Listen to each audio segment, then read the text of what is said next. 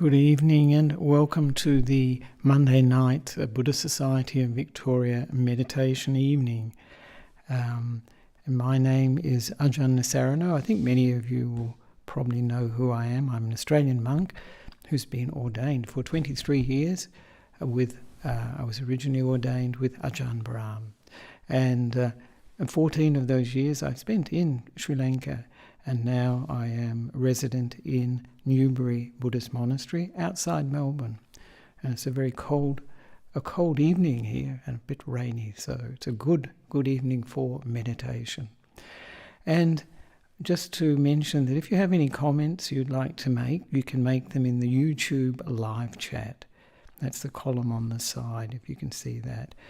And the format for this evening's talk, as always, will be an introduction for about 15 minutes or so, and then a guided meditation, and then it says here a bell. We'll have a bell, and then questions, comments afterwards, comments or Q&A as they call it.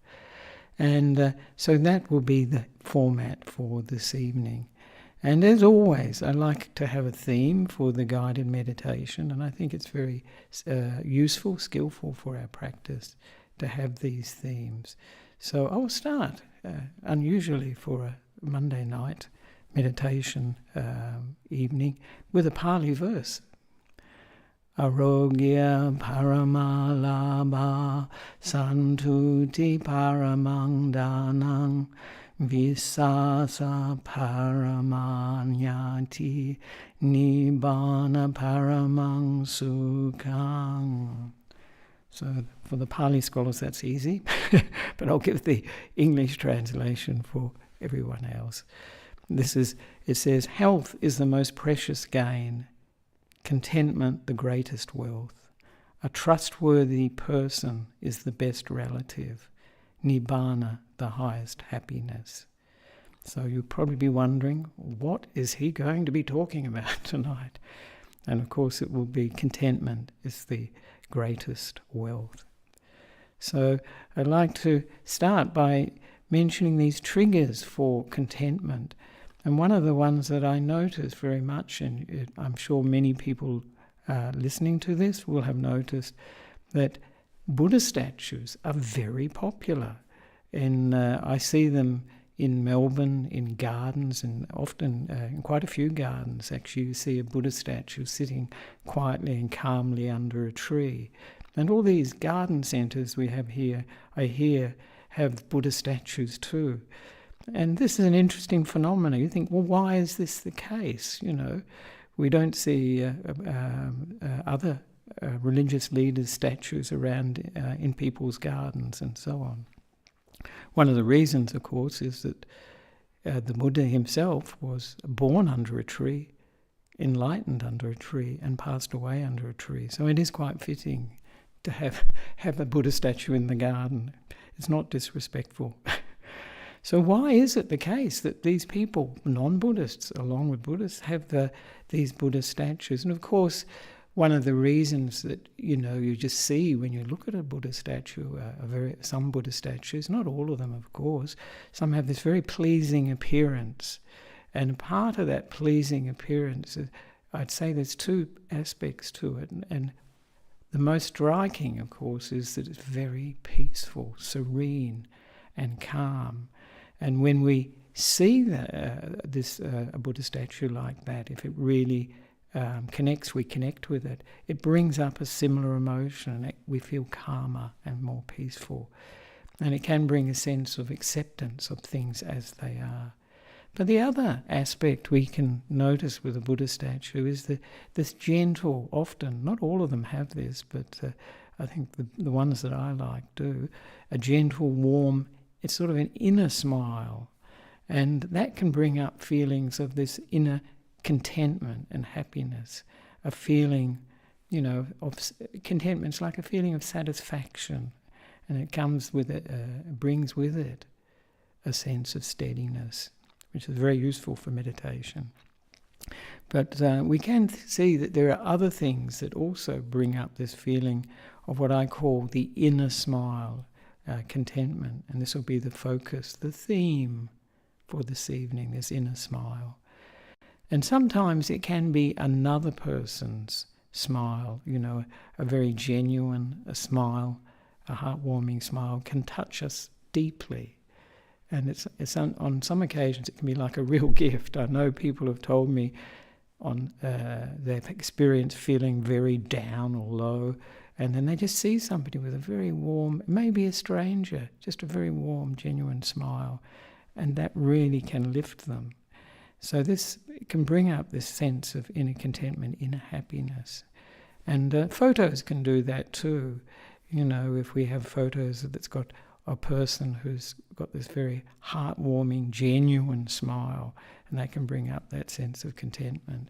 I often find this with photos of Ajahn Brahm. There are many other people who, you can really see this genuine smile that we can connect with. And of course, another way, it's quite interesting, even if we're not feeling like very happy, if we actually put a smile on our face, it affects the mind. And it's quite a interesting phenomena that even though this is external, we call them the happy muscles, it can affect the mind. And of course, that's not the case when we feel like we're just putting it on for appearances. That's not the case. But if we do smile just for ourselves, really, it can actually bring that happiness into the mind, can affect the mind. And this developing, you may think, well, what's this got to do with meditation? But it's got a lot to do with the Buddhist path and meditation, because it's developing a positive emotion. And when we develop these positive emotions, it helps us to avoid and let go of negative emotions. And it's much easier to use a positive emotion to let go of a negative emotion before it has come up. Because once a negative emotion has got a hold on the mind, it's difficult to let go of it. It's quite a difficult task. So an emotion like anger or jealousy, once it's taken hold, then it's quite difficult to let go of. So developing a positive emotion can allow us to avoid those negative emotions, and also by avoiding them, we don't need to let go of them. And this, of course, is what the Buddha calls right effort, as part of the Noble Eightfold Path.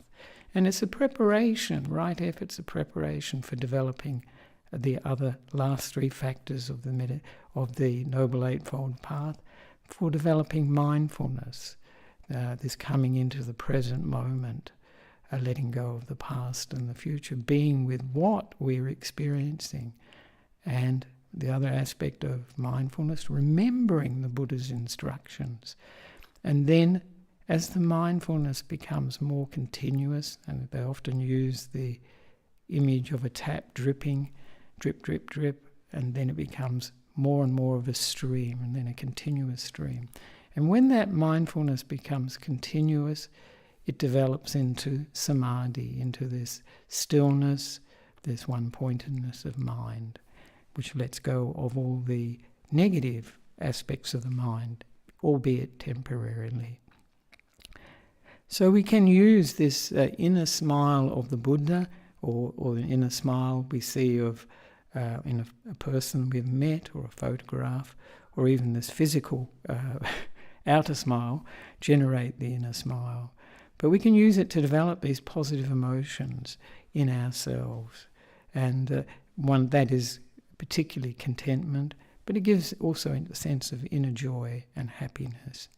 And it's lovely because when we are content, we don't have a lot to do. We can feel at ease. We can be at home with ourselves. And one of the phrases I like that captures this sense of contentment is happy to be here. Happy to be here when it's pleasant is fine, but if we really develop it, we can be happy to be here even when things are not the way we'd like them to be. And it's that sense of, we can develop a sense of satisfaction, because when we have contentment, we feel like we lack nothing, and we feel a sense of plenty. even though, we may not have a lot materially.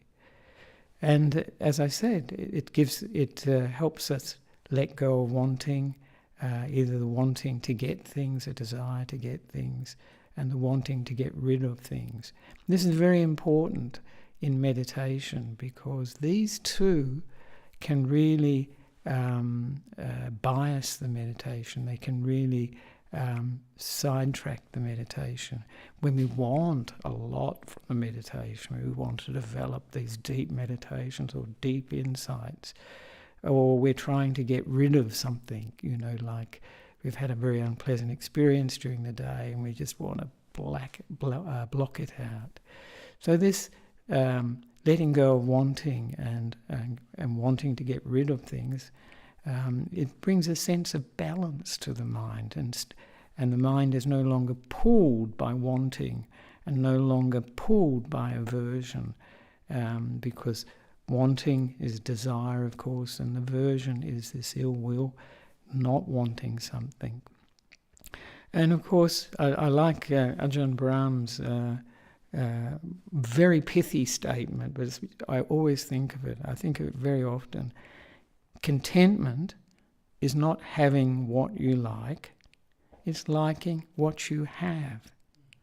Isn't that brilliant? It's so simple, but it goes to the heart of what contentment is. Contentment is not having what you like, it's liking what you have. And when we develop this contentment, it's very useful in meditation, which I'll talk about in a moment, but it can also help us in our lives, because it can help us simplify our lives by reducing our desires. Because contentment gives us a sense of we have enough. And with that feeling of having enough, we can also develop gratitude. We can be thankful, I've got all this. And really, we all know that the four basics that we need are food, clothes, shelter and medicine. That's it.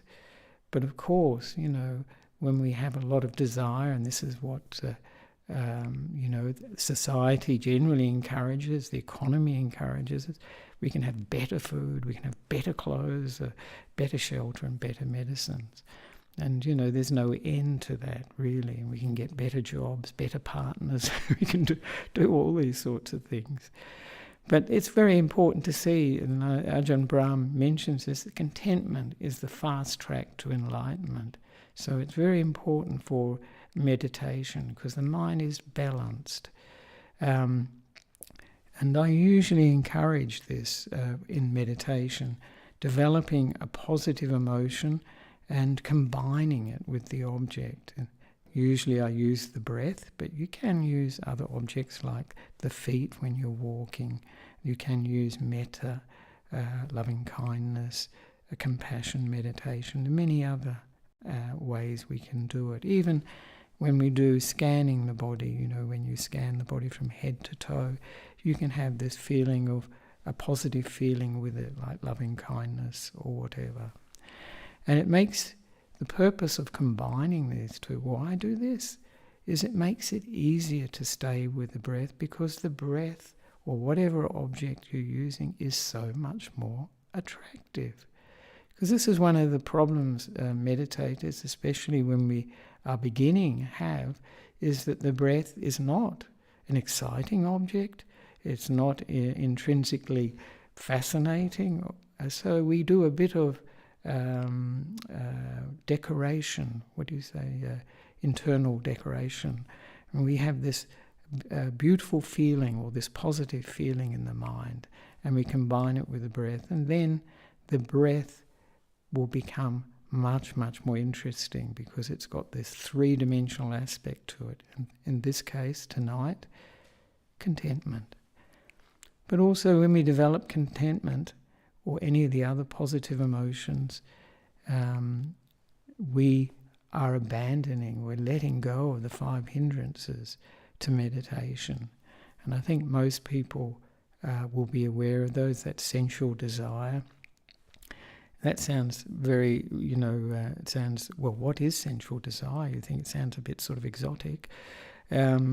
any thoughts connected with the world of the five senses. So it can be thinking about football, it can be thinking about what we watched on TV, or a nice cup of tea, or the meal we had last week at a restaurant, whatever it is that comes to the mind. And when we, so this sensual desire, when we overcome that, it gives rest to the mind, and it also means it can bring stillness to the mind. Because this wanting, as I mentioned before, craving, wanting, desire, creates a lot of work for us actually. And in meditation, once we can let go of it, abandon it to some degree, we'll find the mind comes to peace and stillness quite naturally.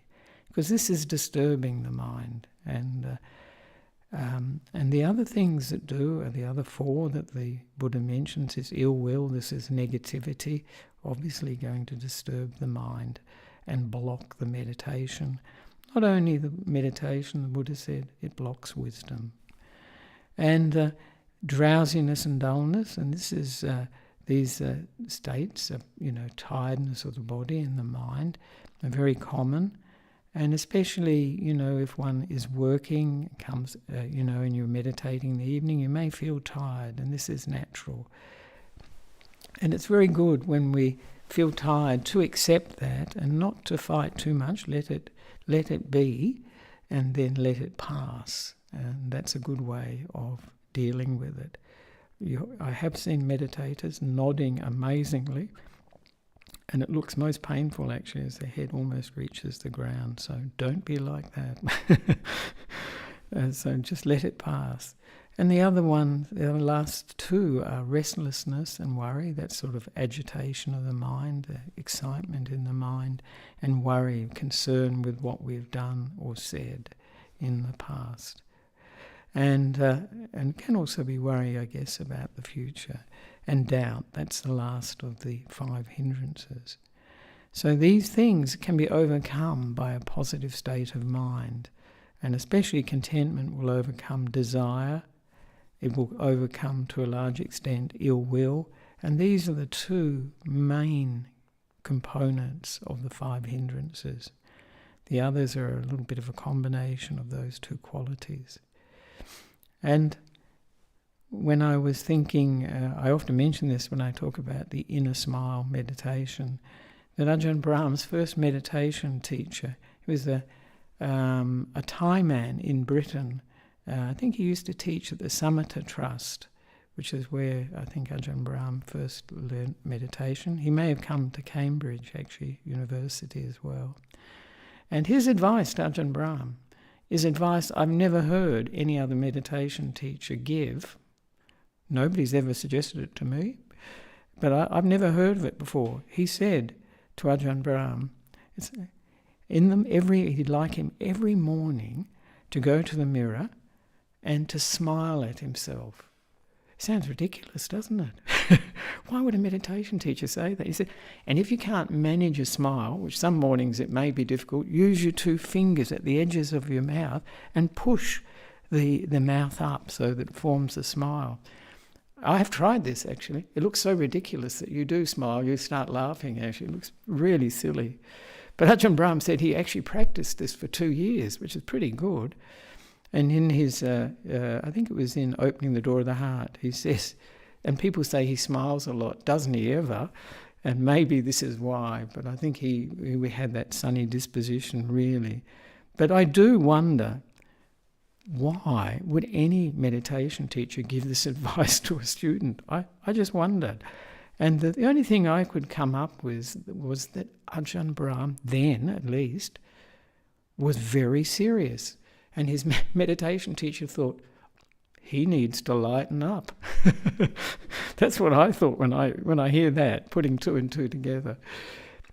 And I remember, and I can recommend this to you too, if you want to see very early photographs or videos of Ajahn Brahm, there's one from 1978-79 in Thailand when he was at the International Forest Monastery in northeast Thailand. And he was only a very junior monk, 4 years in the robes, I think then, 1975, yeah. And they made an Irish television team made a documentary about what at the International Forest Monastery, Wat Nanachat. And they called it Blue Eyes and Saffron Robes. Well, if you want to see some interesting footage of Ajahn Brahm, see him there. He doesn't smile at all. He looks really serious.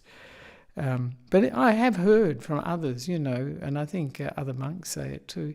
Even then, he used to joke a lot, but certainly not on this video. If you see it, you think, my goodness, he's serious, isn't he?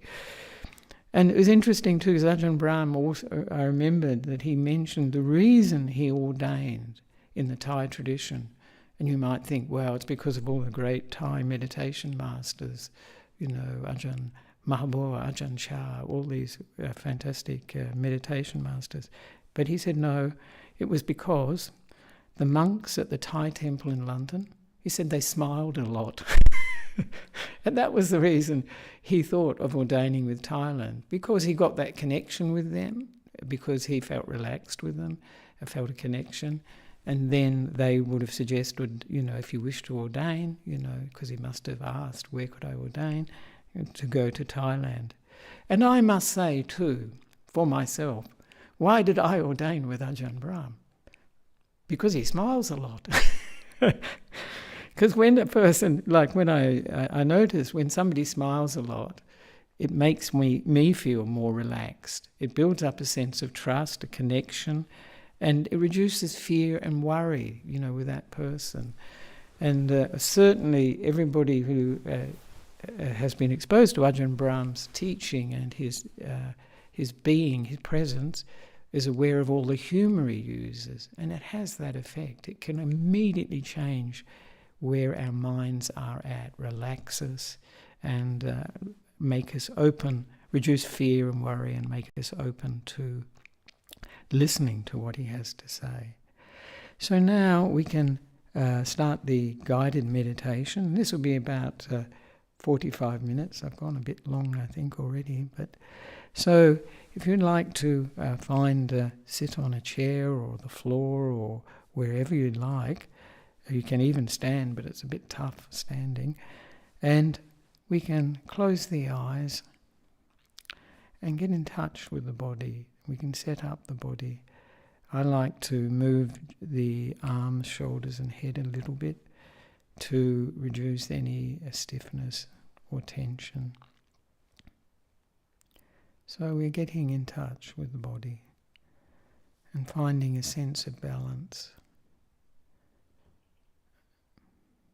Particularly the head over the shoulders, feeling that it's in a good position for the meditation. And the shoulders, they're balanced over the hips. It feels sort of comfortable. And we can make any adjustments that we feel necessary to make the body more balanced and more comfortable.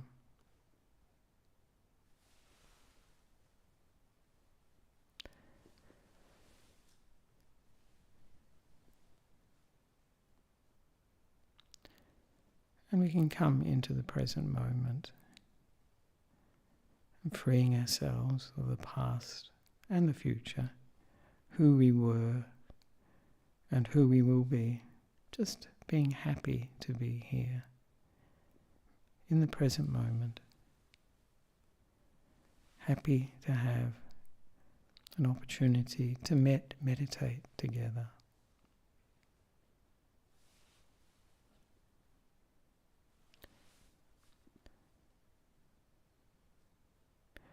Nowhere else we'd rather be than here in the present moment together.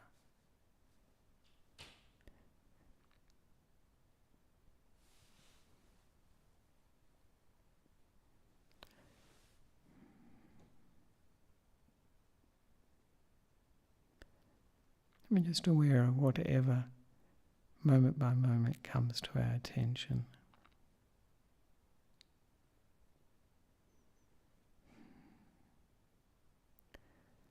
We can start by relaxing the body mentally. This is a very good way to come into the present, to be with our bodies, rather than, as usual, just using them and not noticing them until we get painful signals. So we can start by giving attention, this kind, warm, happy to be here attention to the top of the head, the back of the head, and the side of the head, this relaxing, soothing attention.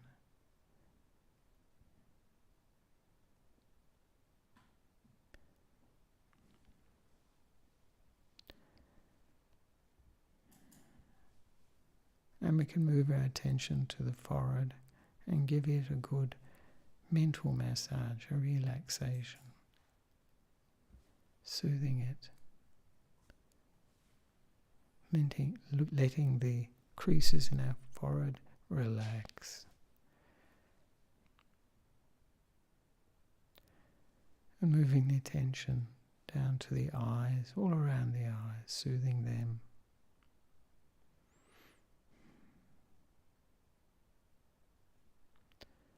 And the cheeks of the face.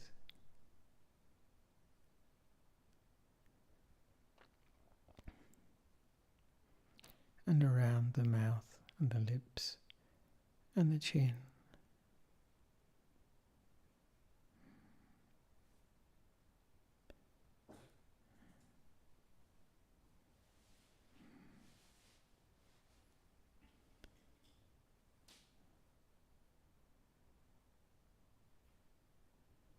And moving the attention to the neck, all around the neck, soothing it with this warm, relaxing attention.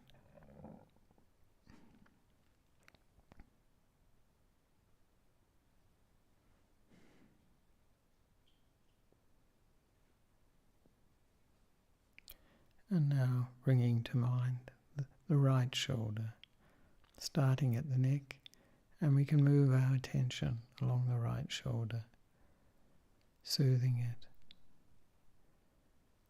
mentally massaging, releasing, reducing any stress, tension, stiffness in the right shoulder.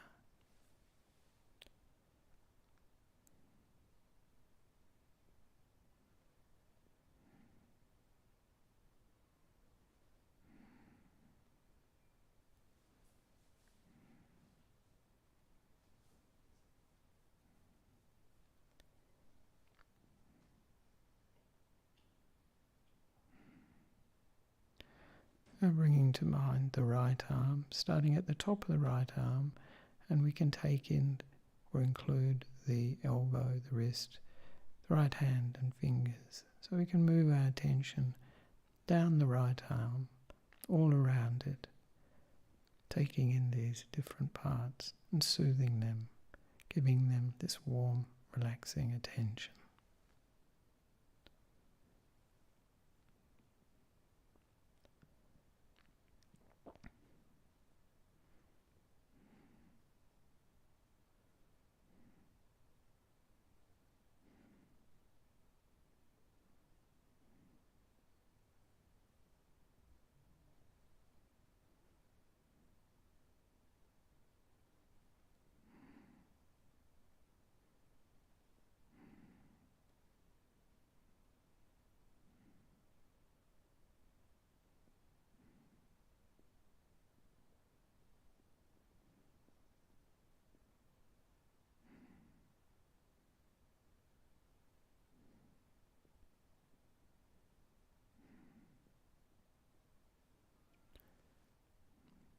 And now we can bring to mind the left shoulder, starting at the neck and moving our attention along the left shoulder, soothing it, relaxing it as we go along the left shoulder.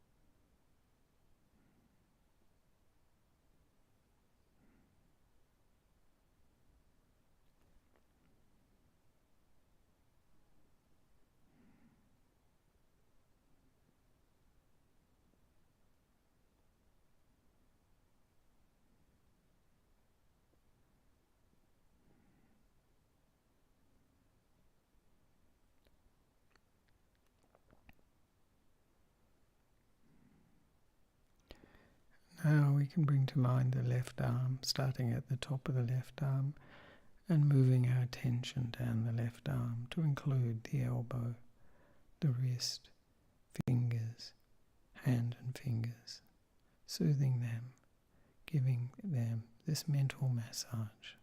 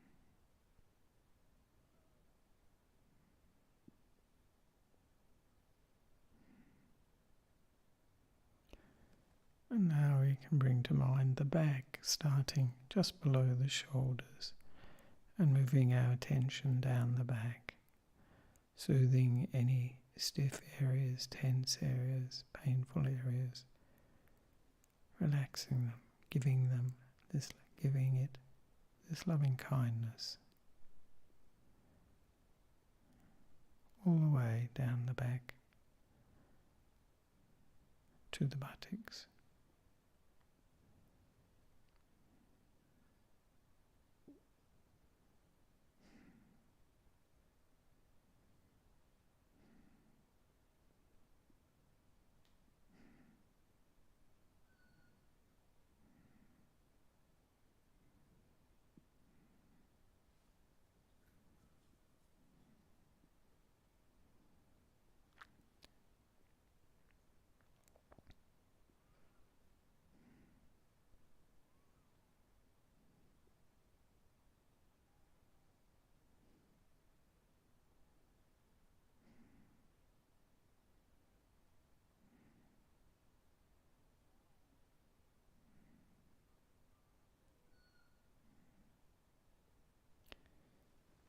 Now bringing to mind the front of the body, starting below the shoulders, and we can move our attention down the front of the body to include the chest, the diaphragm area where the lungs are, and the stomach and the abdomen below that, to relax them, soothe them, give special warmth, kindness to any painful areas, any tense areas, relaxing the whole of the front of the body, starting from below the shoulders.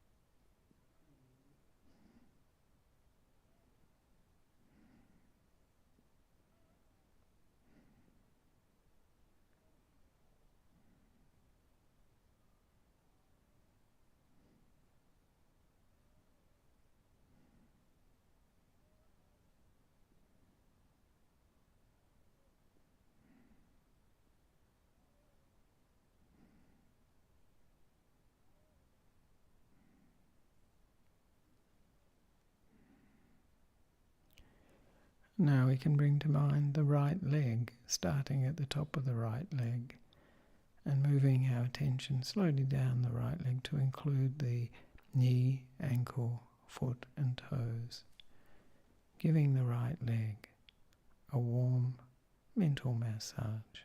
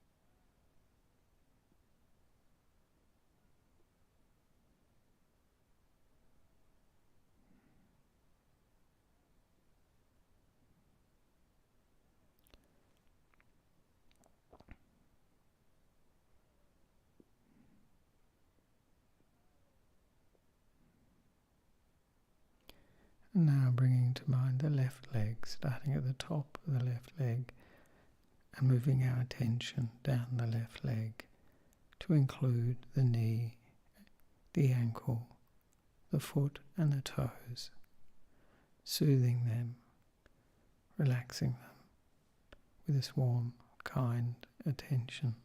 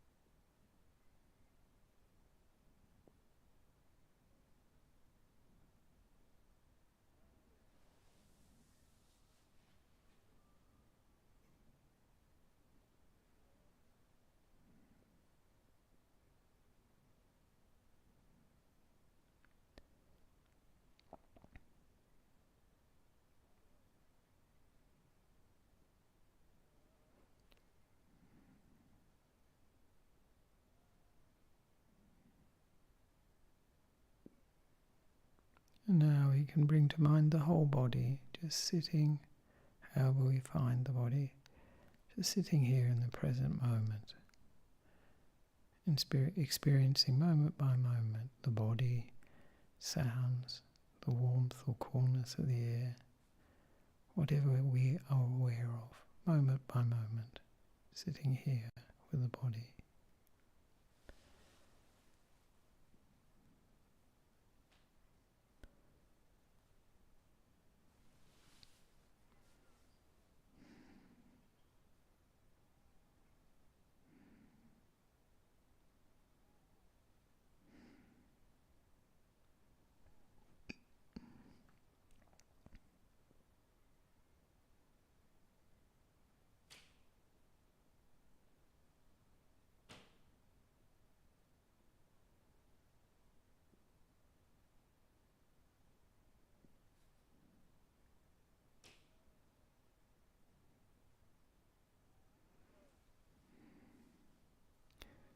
And we can have the intention for this meditation. We can think, may my mind be filled with the warmth, ease, contentment, and peace of an inner smile.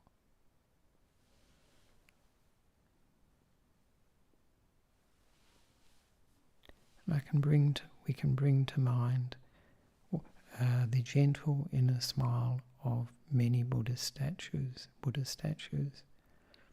or we can bring to mind someone's smile that really touched us, or we can physically bring a smile to our face and see if that brings up this inner smile. Or for some people, they can just go straight to this sense of an inner smile.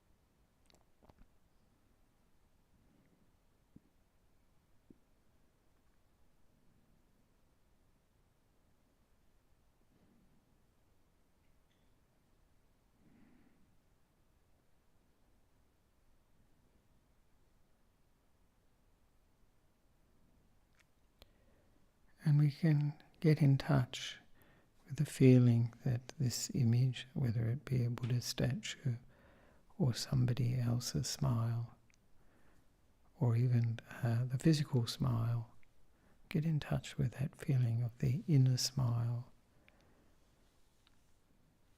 which gives a sense of contentment,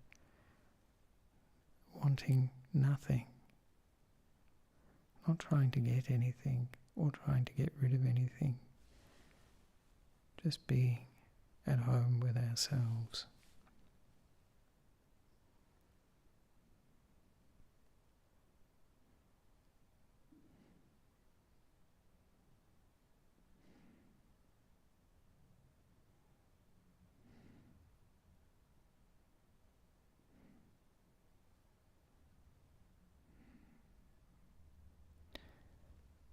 And when we become aware of the breath coming in and coming out, we can bring up this feeling and infuse or combine this feeling, warm feeling, with the breath, this feeling of contentment, as we breathe in this inner smile and breathe out with this feeling of the inner smile.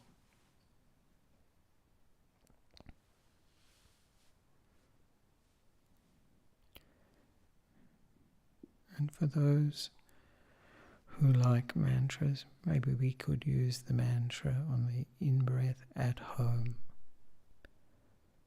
and the mantra at home when we breathe out. This to bring up or maintain this sense of the inner smile, contentment, and the awareness of the breath. Just one. They are one thing.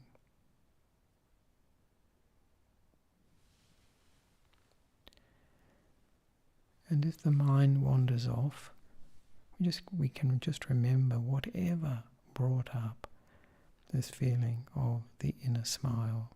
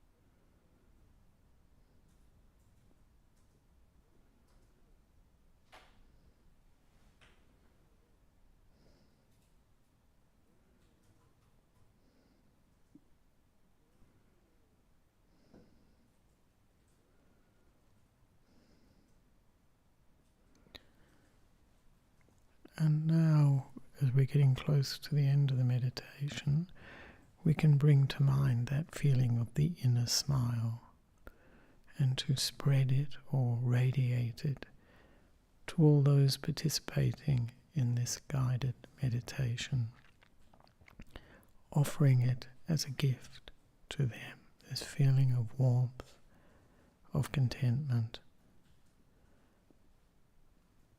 of acceptance.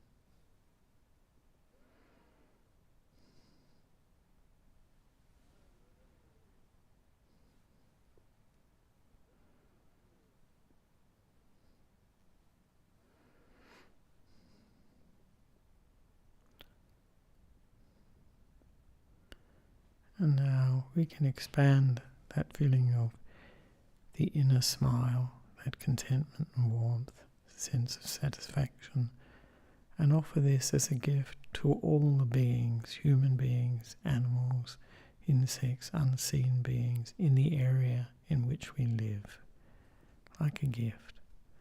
This warm, accepting emotion of contentment, this inner smile. And we can have the thought, may you be filled with the warmth, ease, contentment, and the peace of an inner smile.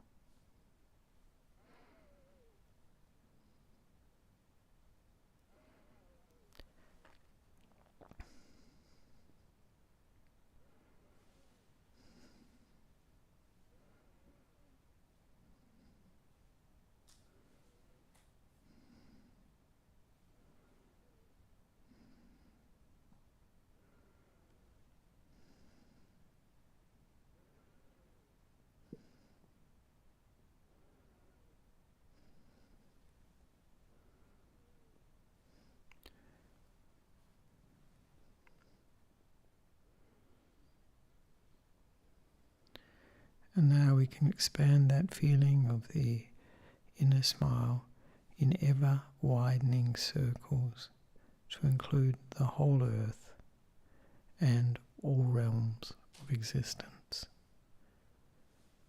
offering them this gift, this warmth of contentment, the ease of contentment, wishing may you be filled with the warmth, ease, contentment, and the peace of an inner smile.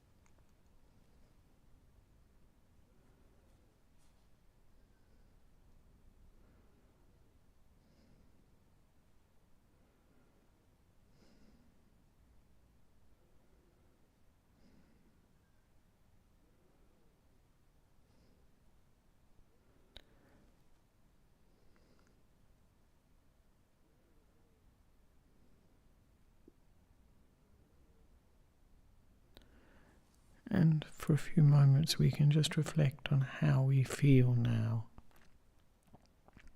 Do we feel more contentment, there's more warmth of an inner smile, or not? And what caused whatever feeling we experienced to arise?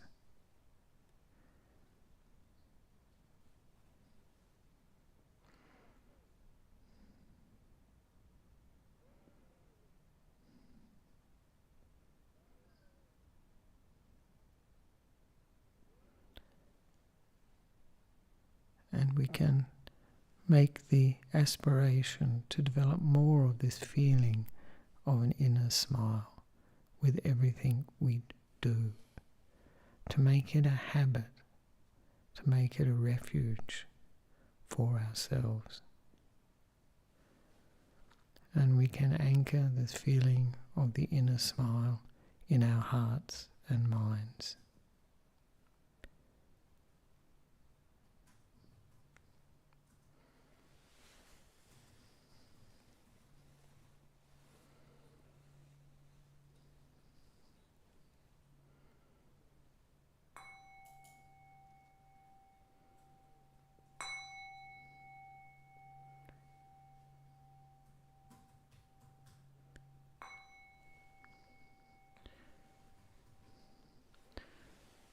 So if you would like to come out of meditation, slowly opening the eyes and moving the body, relaxing the body.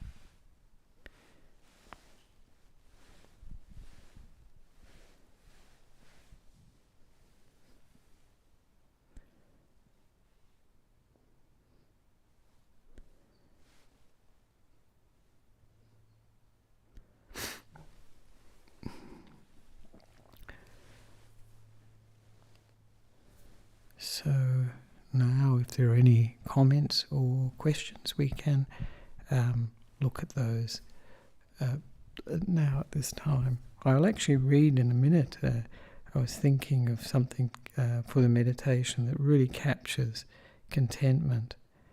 And there's a wonderful poem that does that. But I'm just trying to find...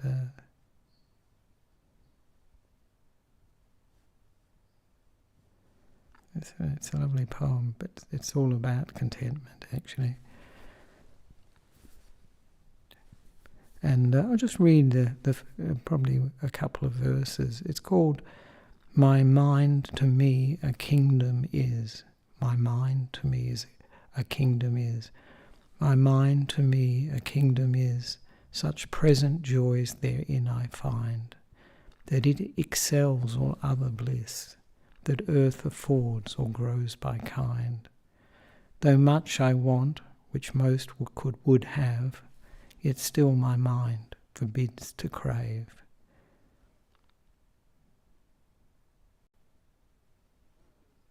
And this is nice too. "Some have too much, yet still do crave. I little have, and seek no more.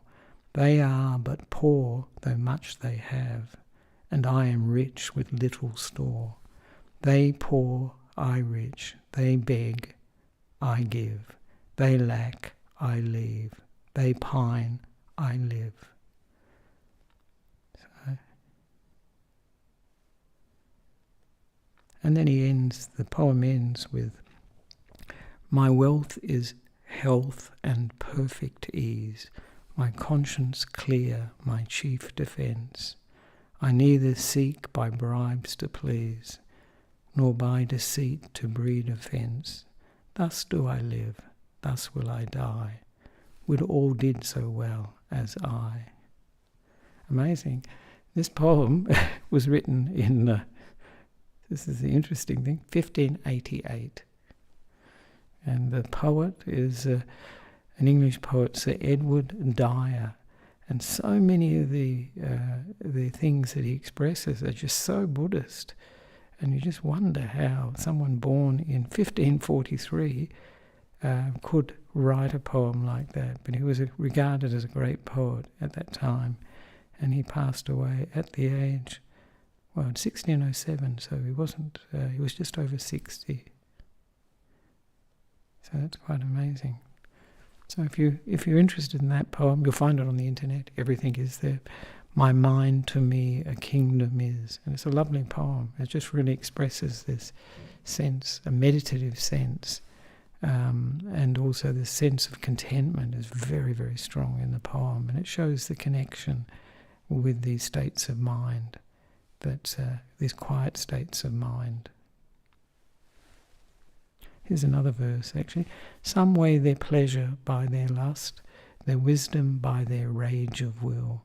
Their treasure is their only trust, a crooked craft their store of skill. But all pleasure that I find is to maintain a quiet mind. Amazing. Amazing. So now, time for questions. Thank you, Ajahn. Yes, looks like an interesting Q&A session. We have received a few questions. All right, good. First one. Yes. Dear Ajahn, how to dissolve away a wrong view permanently instead of blaming the trigger? Thank you so much for your great teachings. How to dissolve a wrong view permanently instead of blaming the trigger. The way to do that, of course, is the first stage of enlightenment. That's a permanent cure for it. Because at the first stage of enlightenment, one has seen through for oneself, that there is a permanent me, a permanent self. And they call this personality view or Sakkaya Ditthi. And one has seen the path to liberation, so that one doesn't believe certain practices, rites and observances sometimes they're called, will lead to enlightenment. And one has no doubt that this is the way to enlightenment. So when one's seen that there is no permanent self here, it actually also extends to others. And then you see, no, they haven't got a permanent self. What I'm experiencing is this person's conditioning, all the things that have influenced them, all the things they've given attention to over their lives, just the same as me. This collection of habits and, as I say, conditioning that we have. And so then we don't blame the trigger, because we know that that person at that particular time could not say anything different, could not do anything different from what that conditioning, what they were believing at that stage. So that becomes whenever we develop wisdom on the Buddhist path, it also leads to enormous compassion and kindness for people, because we can see we're caught in this sort of web of conditioning that makes us, develops our character. It's albeit temporarily, it's always changing. So that in that way we can let go of permanently blaming others. And because we see there's not a person there, a stable, permanent self. And so then we don't blame them. We realize they are the sum of their conditioning, just as we are, and that can change. So in that way, we're seeing the processes that are running our lives, not the individuals, not seeing this other person as being utterly evil for what they've said and done. So that's a way we can do it, by experiencing the first stage of enlightenment, stream entry, and that's the way that we permanently let go of these defilements, negative defilements, and particularly the view that there's a permanent me and there's a permanent you. So that's the way we can do it permanently. Yeah. So next Thank question. you for that. Ajahn. Thank you for that. Yes. Can you explain how to look at questions that arise in meditation? I recognize thoughts when they arise, and I go back to breath. Yep. How about questions? How about questions? Well, the questions will be another thought, that's for sure. But it's possible if the meditation is, being derailed by it, by the thinking, it can be very often, we can just ask ourselves, what is this, thinking about? When we ask a question, we're not, we're standing back a little bit, and we're not as involved, we're not being consumed by that thought, that emotion. We're looking at it and wondering where it is coming from, because that's always the Buddhist interest. Where is this coming from? That can be useful. If we can let go of it during meditation, it's much more useful, because at the end of the meditation, the mind should have a lot more peace, a lot more strength, and then we can look at these thoughts, and then we can question them.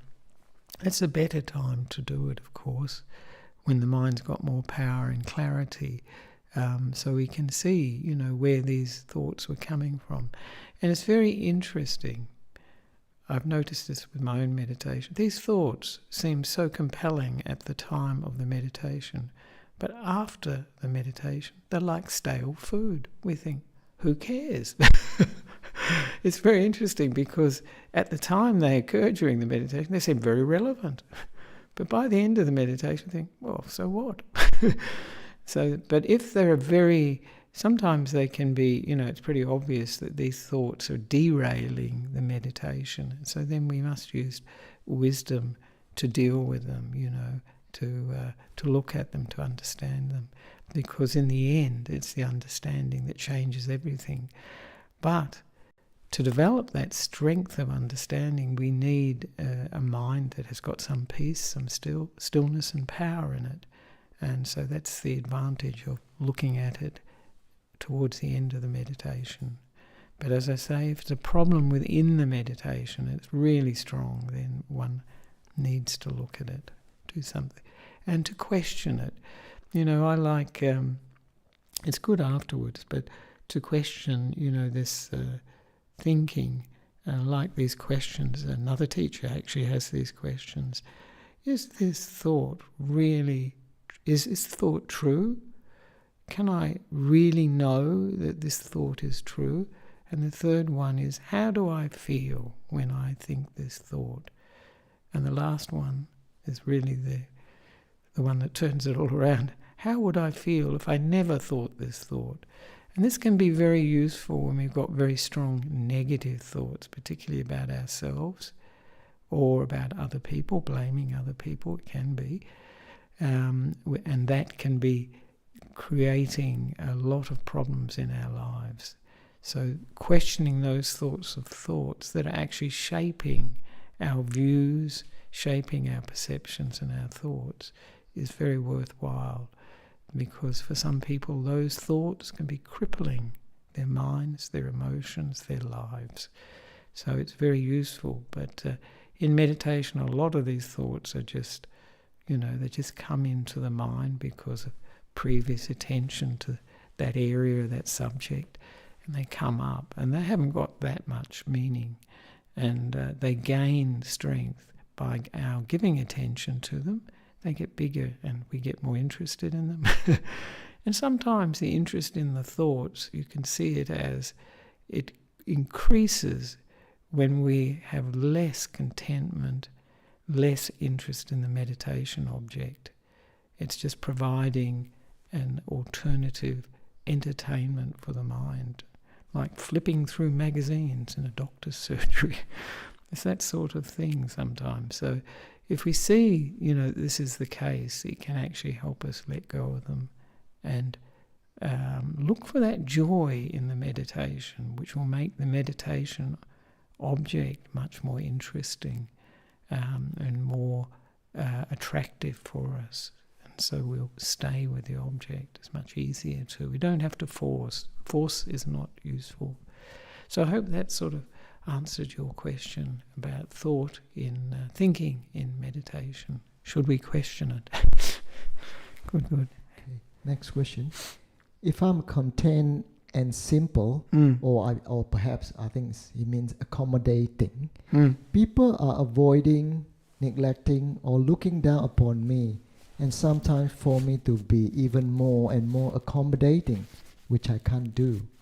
How to deal with this? Yeah. Well, I think with contentment, like everything in the Buddhist path, you have to use wisdom with.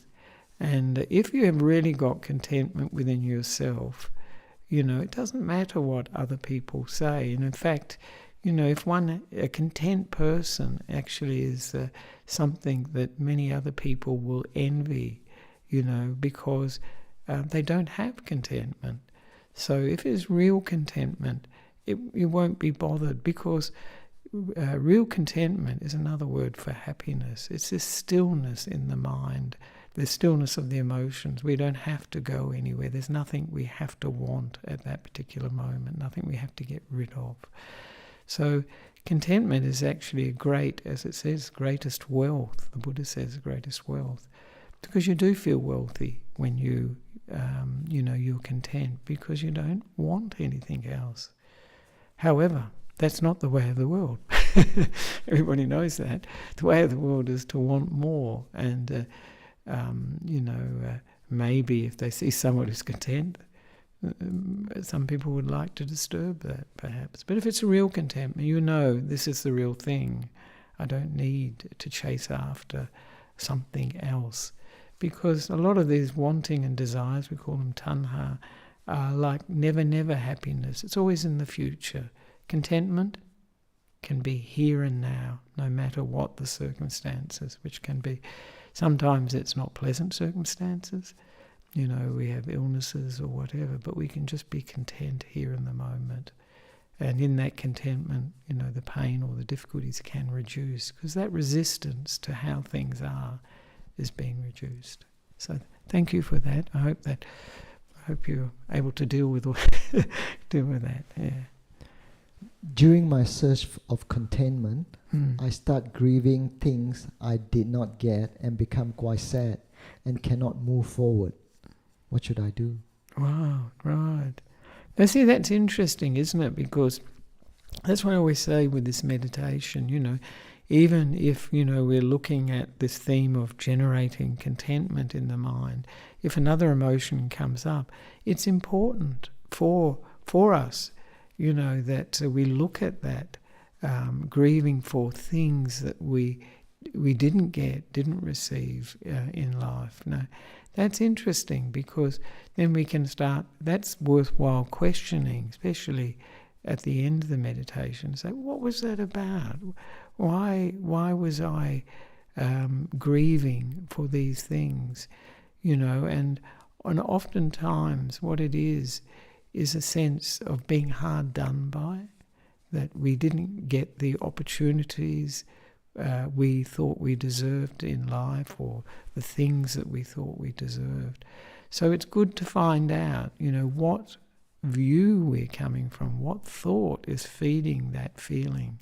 Because all these feelings are being fed by a thought, but because some of this thinking we've done it so often in the past, it's become like a shortcut.